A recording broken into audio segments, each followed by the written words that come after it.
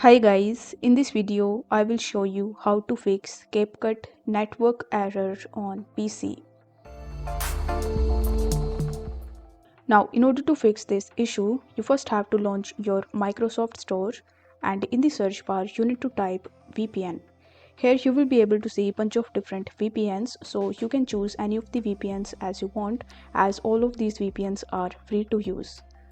Once you have selected the VPN, you simply need to tap on it and then you need to click on install button, and then you just have to wait for some time until it is installed in your device. Now once it is installed successfully, you will have to launch your VPN and then you need to connect the United States server. After selecting United States, you just have to click on connect and then you just have to wait for some time until it is connecting. Now once the country is connected, it will show you that it is connected successfully. Now you will have to launch your CapCut app and then you need to tap on effects.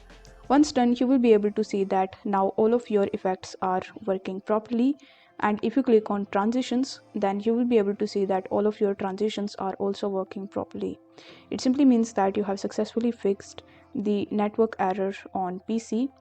If the video was helpful, then don't forget to like the video and subscribe to the channel. Thank you so much for watching.